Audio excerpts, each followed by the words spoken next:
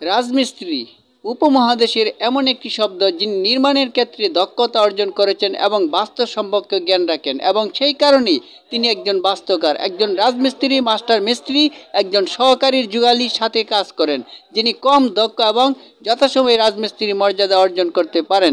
বন্ধুরা, আজকে সেই রাজমিস্ত্রির জীবনচিত্র নিয়ে আজকের এই ভিডিওটি।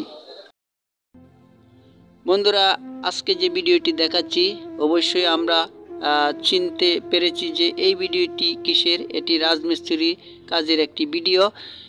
আজকে এই ভিডিওটি করার অর্থ হলো, আমরা প্রায় সময় শুনে থাকি যে যারা এত পরিশ্রম করে সকাল 8টা থেকে রাত অবধি সন্ধ্যা পর্যন্ত কাজ করে, তারপর যখন পরিশ্রমের বিনিময়ে তাদের পাওনা টাকা মহাজনের কাছ থেকে নিতে যায় বা বাড়িওয়ালার কাছ থেকে নিতে যায়, কিন্তু তখন তাদের সাথে দুর্ব্যবহার করা হয়।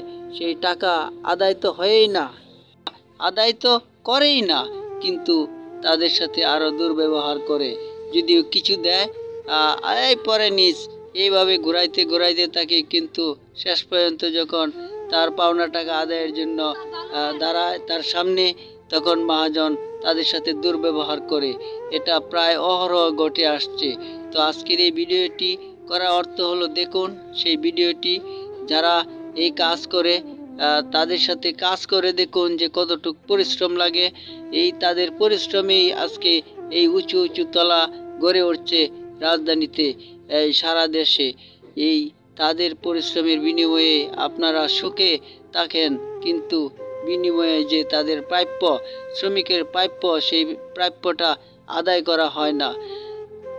মুসলমানের রীতি, ইসলাম ধর্মের নিয়ম অনুযায়ী একজন শ্রমিক তার শরীরের ঘাম জড়ানোর আগেই পারিশ্রমিক দিতে হবে।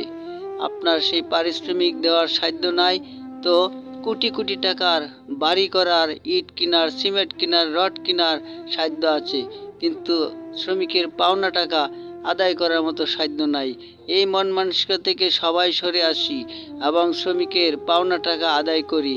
আপনাদের এই পাওনা টাকা আদায় হলে তাদের সংসারে রুটি রুজি হয়, সংসারে বাচ্চা কাচ্চা আছে, স্ত্রী সন্তান, তাদেরকে নিয়ে দুবেলা দুমুঠো ভাত খাওয়ার আশায় এত পরিশ্রম করে, জীবনের রিস্ক নিয়ে মাঝে মাঝে শোনা যায় অনেক দুর্ঘটনা ঘটে, কিন্তু আপনারা তো সুখে থাকেন। আপনাদের এই সুখের আলিশান বাড়ি করে দেয় শ্রমিকরা, কিন্তু এই শ্রমিকের কষ্টের বিনিময়ে তাদের যদি চোখে জল আসে, তাহলে কতটা অমানুষের পরিচয় হয় সেটা সবাই ভেবে দেখি। আসুন সবাই শ্রমিকের পাওনা টাকা আদায় করি, সব সময় ভালো মানুষ হয়ে বেঁচে থাকার চেষ্টা করি, কারণ পরপারে একদিন স্রষ্টার কাছে সকল হিসাব দিতে হবে।